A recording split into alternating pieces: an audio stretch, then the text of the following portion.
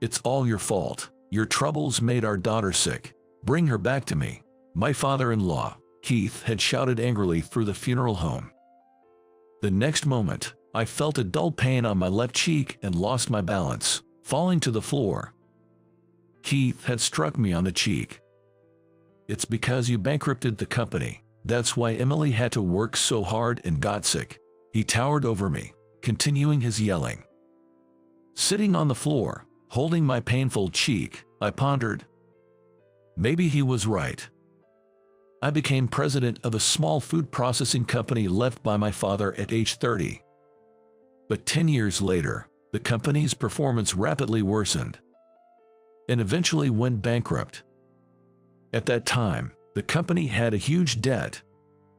I immediately started a new job, but my earnings weren't enough to pay off the debts, so my wife, Emily, 8 years younger, also worked full-time to support our family while caring for our 3 children. We shared household and child care duties, but with young children, there was always much to do, from school drop-offs and pickups, to attending to them when sick, to preparing meals, cleaning, and doing laundry. Even at home, there was never a moment of rest. Raising 3 kids while working was extremely tough. And since I often had more overtime work, the burden of childcare and housework fell more on Emily. This life continued for about 8 years, until Emily collapsed from overwork 3 months ago. At the hospital, blood tests revealed abnormalities, and we were told, unfortunately, it's quite advanced, and there's nothing more we can do. When Dr. Johnson told me this, it felt like a cold shower had hit my heart. Blood drained from my face, and my legs went weak. I wished it was a dream, hoping desperately to wake up from it. "Dr. Johnson, how much longer can Emily live?" "Perhaps 3 more months." 3 months, that's too short. I thought so. It wasn't enough time. I wanted more time with Emily. She was only 40 years old. We still had so many things to do together, so many places to go with the family. I couldn't hold back my tears. Our children were at a sensitive age, the eldest 14 and the youngest 10. I wondered how much they would grieve without their mother. I struggled with whether to inform them and Emily about her life expectancy. But, wanting her to live her remaining life without regrets and to prepare the children gradually for the shock, I decided to disclose it. "Me, only 3 months to live. You're kidding, right? Tell me it's a lie." Initially, Emily laughed it off in disbelief, but when she realized it was true, her expression turned complex. "Who jokes about such things? Don't worry, I'm sure I'll get better soon." She struggled to accept the reality, remaining brave without tears. "Yes, I believe that too, but as things stand, I think we should tell the children about the prognosis." When I shared my thoughts, she contemplated for a while before agreeing. "Yes, they need to be prepared." That was the first time Emily showed her tears. She must have felt helpless, imagining the children's grief. "Michael, please, take good care of our children." My wife clung to my chest, sobbing. How sad it must have been for her, knowing she wouldn't see our beloved children grow up. From then on, I juggled work and visits to Emily's hospital to provide for our 3 children. I wished I could quit my job to spend every minute with her, but, drowning in debt, it was an impossible dream. Emily must have felt so lonely. I had caused her so much trouble, failed to notice her illness until it was too late, and couldn't even be by her side in her final moments. What a failure of a husband I am. It's no wonder Keith hit me. He raised Emily alone and never wanted her to suffer.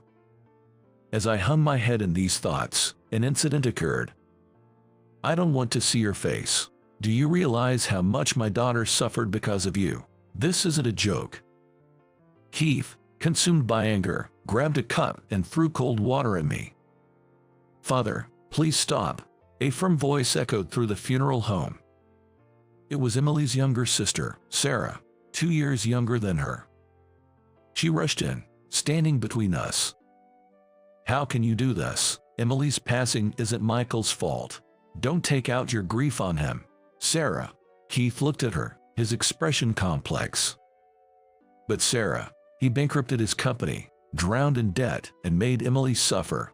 Her life was miserable because of him. He argued back. But Sarah responded strongly. That's not true. Don't assume Emily was unhappy. She was happy with Michael. She shouted, pulling out her phone from her purse. Read this. It shows how happy she was. She operated her phone and handed it to him. What's this? It's Emily's social media. She posted her thoughts there every day. Keith stared at the screen, his hands trembling. Tears fell from his eyes. Emily, he whispered and wiped his eyes. What was written there? Curious, I timidly asked. May I see it too? Then Keith stood next to me, showing me the phone screen. It read as follows. Tonight, it took an hour and a half to put the kids to bed, but lying with them is pure bliss, especially in winter. Cuddling up to their warm bodies, I feel a deep warmth inside. Their sleeping faces are angelic, so adorable, and just looking at them is healing. Juggling work and parenting 3 kids is tough, but my children are adorable, and I find joy in my job every day. Staying connected to society, even as a mother, is something I'm grateful for. I often hear my stay-at-home mom friends talk about feeling lonely or wanting an escape from parenting. I'm fortunate to find a balance between work and parenting. I'm so grateful for my husband leading the way in housework and parenting. Without him, I wouldn't have this happiness. The debt repayment is tough, but we're managing it together, and we should be able to afford our children's future education. Our eldest son stopped attending school. He couldn't make friends and was scared of talking to people. Michael took a day off to chalk to the school. There's a support room for students who struggle in the classroom. For now, he'll attend there. He finds it easier to talk to Michael. Maybe because they're both male. Michael listened so kindly and carefully. Our son felt reassured. I'm thankful for Michael. He's truly reliable. Every day is busy but fulfilling and fun. Just seeing my family's faces makes my heart feel lively. I love my family. No matter how late Michael comes home from work, he always listens to me intently. Just talking to him relieves my mood. Seeing his smile heals my work stress. It's like magic. Today, I was told I have 3 months to live. At first, it felt unreal, like it wasn't about me. But thinking about leaving my family brought uncontrollable tears. I don't want to be apart from them. I want to be with Michael and the kids much longer, but that is not possible. Happy memories flooded my mind like a movie. Loved by Michael and the kids, I believe my life was truly happy. To Michael, thank you for meeting me and marrying me. Because of you, I had a happy life. I'm grateful. I wish we could have been together longer, but please forgive me for leaving you and the kids first. I'll always wish for your happiness. If you find a wonderful woman, don't hesitate to remarry, but please don't forget about me. Remember our first date by the sea, the words you said during the proposal, how you were the first to cry at our wedding, our honeymoon in France, the times we took the kids to the zoo, our picnics in the park, and making cakes together on birthdays. All these memories are precious to me. I won't forget them, so please, don't you forget either. Reading this, I couldn't hold back and covered my face with my hands, crying. After that were messages to each of our children and Emily's parents and sister. Emily asked me to let family read this after she passed. Sarah said, I was going to show it after the funeral, when everyone had calmed down, but you see, Father, Emily wasn't unhappy. She was happy with Michael, right? Yes, that's true. Keith nodded, wiping away tears. Sorry, Michael, for hitting you. I truly regret it. Can you forgive me? He apologized to me. It's okay, Father. I understand your grief. Losing someone dear can be unbearable. I thought I was to blame for Emily's death. But Emily wouldn't have wanted that.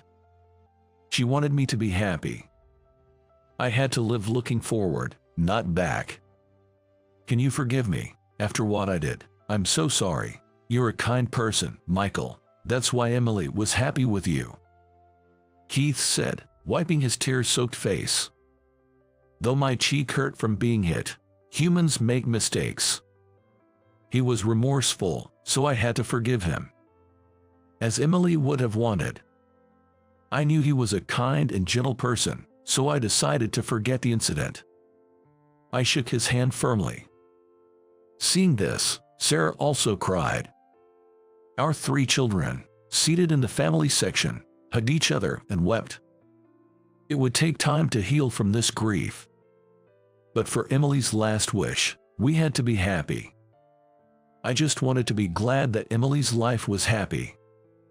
In the end, she passed away peacefully, holding my and our children's hands.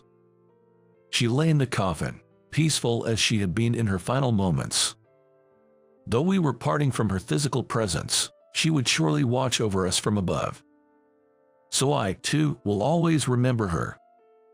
I will protect the children with my life, as she would have wanted. Thank you for loving and supporting me. I silently told Emily's portrait. She seemed to smile back, responding to my words. A week after the funeral, our eldest son, who had been skipping school, started going again. I don't want to make Mom in heaven sad, so I'll try my best. I feel like I can do it if I think she's cheering for me. That's great, Tom. Do your best. Mom would be proud. Talk to me about anything, okay? Our children were slowly growing stronger, overcoming their mother's death. Emily would continue to watch over us from within our hearts. I'll work hard not to worry you. I promised myself, vowing to live positively for the kids and for Emily.